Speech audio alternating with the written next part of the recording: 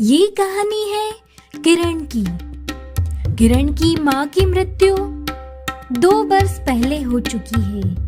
तब से किरण और उसके पापा ही अकेले रहते हैं। किरण के पापा ने अभी तक शादी का कभी सोचा नहीं, पर अब उन्हें लगने लगा है कि किरण बड़ी हो गई है और वो मुझसे अपनी बातें शेयर नहीं कर सकती। इसलिए किरण के पापा सोचते हैं कि मुझे किरण के लिए दूसरी माँ ले आनी चाहिए।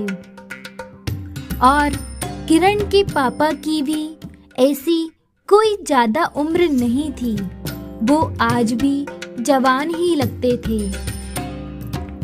एक दिन किरण के पापा कहते हैं, देखो बेटी किरण,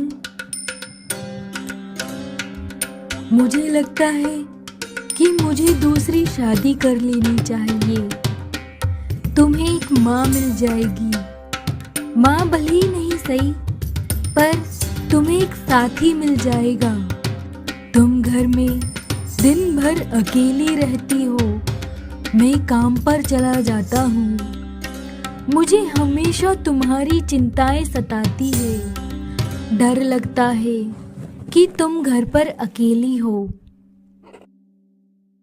पापा, आप मेरी चिंता मत कीजिए, मैं एकदम अच्छे से हूँ और डरने की क्या बात है। सारे पड़ोसी बहुत अच्छे हैं, एकदम परिवार की तरह।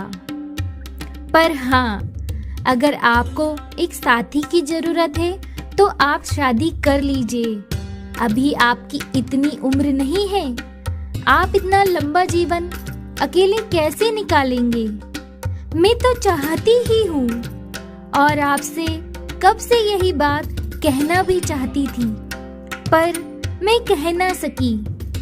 पापा, आप शादी कर लीजिए।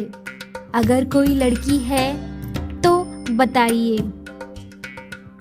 हाँ बेटी किरण, तुम्हारे गांव वाले चाचा जी ने एक लड़की का मुझे बताया है।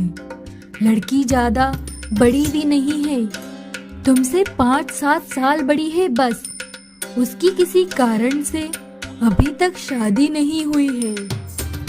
चाचा जी बता रहे थे लड़की अच्छी है। मैं सोच रहा हूँ उसी से शादी कर लेता हूँ। चाचा जी कह रहे थे मंदिर से शादी कर लेंगे, कोई तामझाम नहीं करेंगे। ठीक है पापा, आपको जैसा ठीक लगे आप वैसा ही कीजिए। कुछ दिन ऐसे ही बीतते हैं और एक दिन किरण के पापा एक डिम्पल नाम की लड़की से शादी कर उसे घर ले आते हैं। डिम्पल दिखने में बहुत ही खूबसूरत है और उसकी उम्र भी लगभग किरण के बराबर ही है। किरण के पापा किरण से कहते हैं, बेटी किरण, ये तुम्हारी माँ है। इसका नाम है डिम्पल। देखो, डिम्पल एक अच्छी लड़की है। वो तुम्हारे साथ बहुत अच्छे से रहेगी।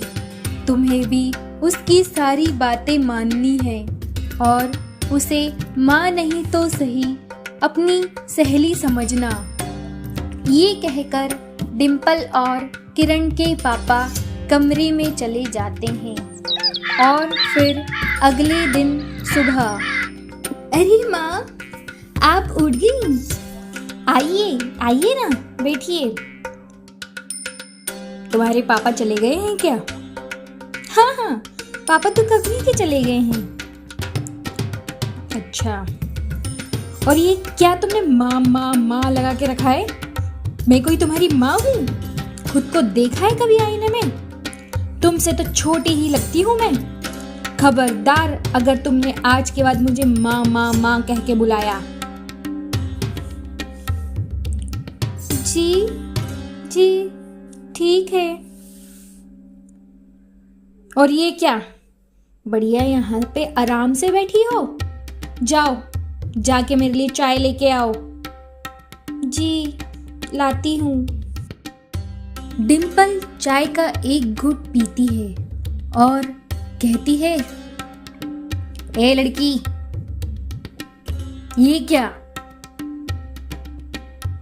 तुम्हें कोई अकल वकल है या नहीं? चाय का कप उठा के ले आई बस, साथ में कोई बिस्किट नाश्ता ये सब नहीं आता तुम्हें? क्या करोगी तुम दूसरे घर जाकर? नहीं नाश्ता बना सकती थी तो कोई बिस्किट ही ले आती। क्या तुमने सुबह से नाश्ता नहीं बनाया कि तुम मेरा इंतजार कर रही थी उठने का कि मैं बनाऊंगी? सोचना भी नहीं, मैं कोई काम को हाथ नहीं लगाऊंगी। आई बात समझ? सारे काम तुम्हें ही करने होंगे।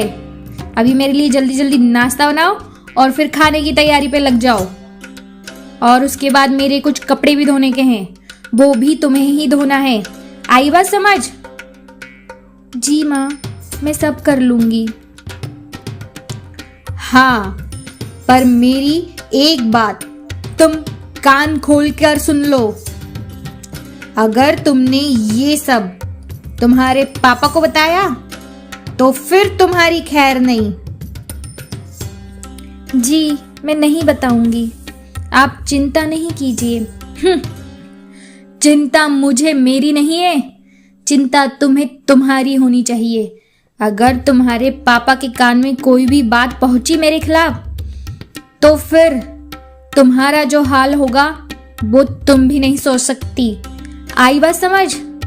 अब जाओ, जाकर काम में लग जाओ।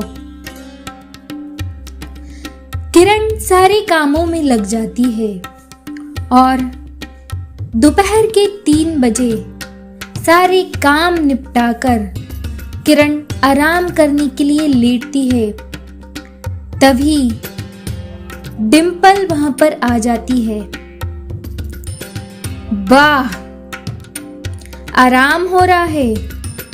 महारानी, उठ जाओ, या दिन भर बस सोते ही रहोगी?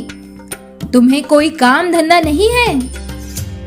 माँ, फिर मुझे माँ बोला तुमने?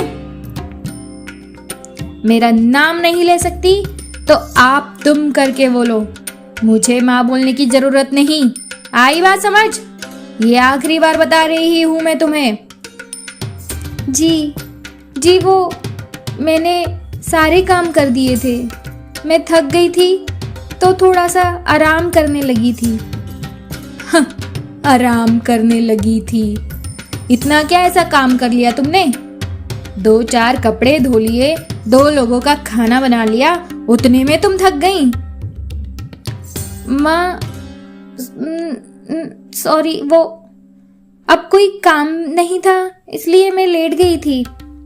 कैसे काम नहीं था? तुमने पूछा मुझसे? जाओ, मटका उठाओ और कुएं का पानी लेके आओ। जी, कुएं का पानी? पर हमारे यहाँ तो पानी है। जवान चलाने की जरूरत नहीं तुम्हें। मुझे कुएं का पानी पसंद है। इस पानी से मेरी प्यास नहीं बुझ रही है। जाओ, मटका लेकर और कहीं से भी ढूंढकर मेरे लिए कुएं का पानी लेकर आओ।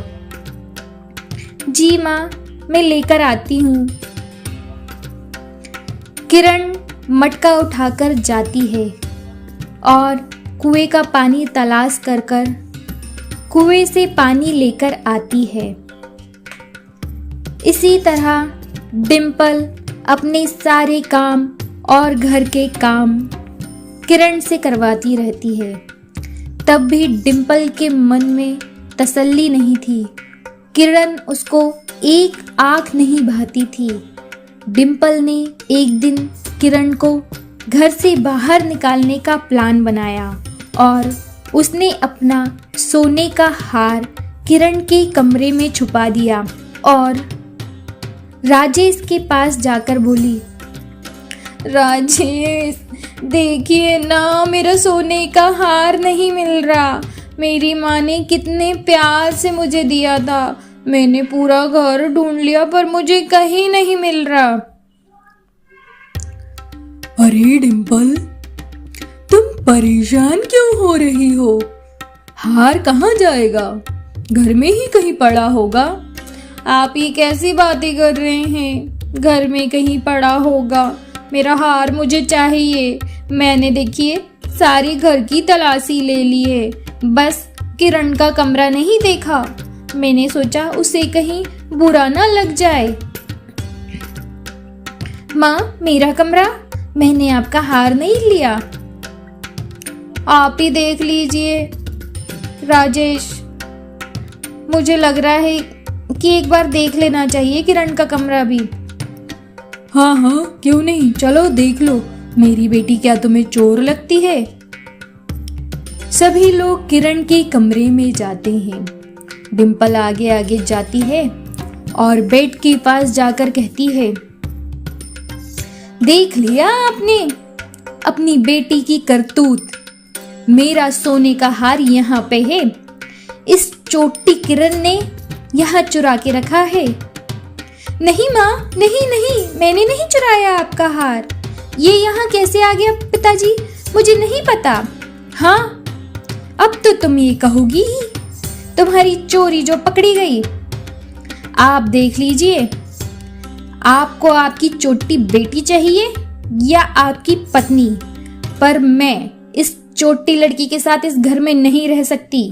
आपको अभी इसी वक्त फैसला करना होगा, नहीं तो मैं यहाँ से जा रही हूँ। कह दिया मैंने, बस।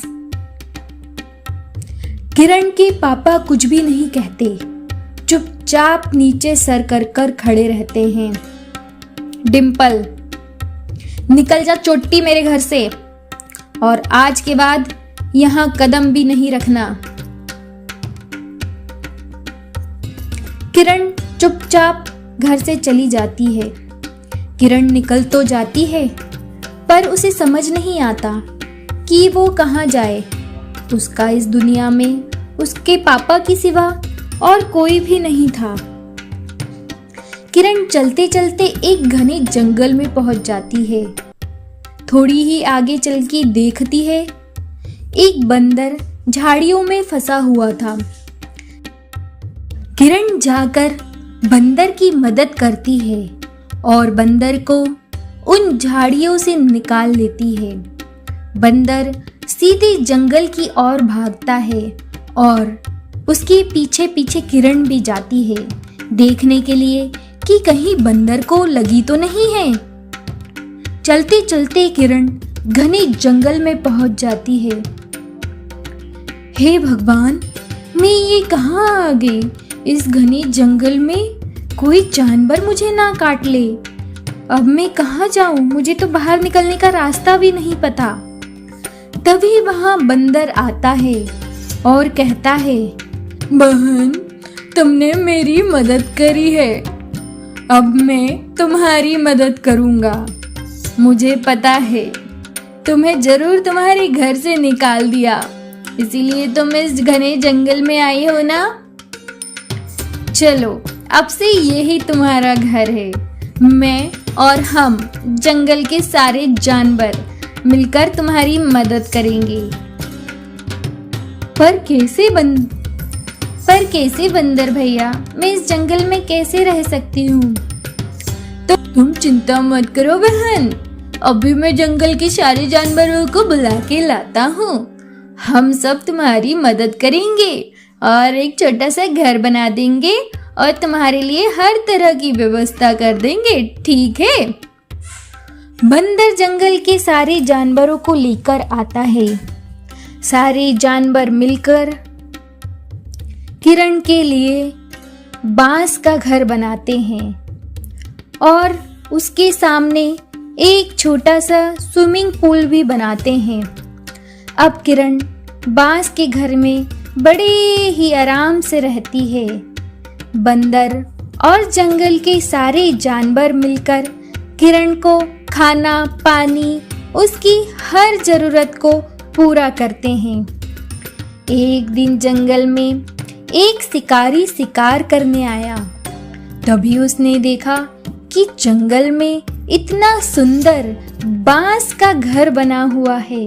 शिकारी बांस के घर को देखने गया और किरण से पूछा, oh my God, this beautiful house, ये घर किसका है? ये घर मेरा है। ओह अच्छा, क्या मैं यहाँ पर कुछ दिन रह सकता हूँ? जी हाँ, आप यहाँ पर बिल्कुल रह सकते हैं। यहाँ पर मैं और मेरी छोटी सी प्यारी सी बंदर, हाथी और कुछ छोटे मोटे जानवरों की फैमिली रहती है। हम सब आपकी पूरी सेवा करेंगे। शिकारी वहां पर कुछ दिन रहता है और जाते जाते किरण को अच्छे खासे पैसे देकर जाता है। इसी तरह और लोगों को पता चलता है और लोग किरण के बांस के घर में रहने के लिए आने लगे। इस तरह किरण की कमाई भी होने लगी और किरण हंसी खुशी जंगल में अपने बांस के घर में रहने लगी।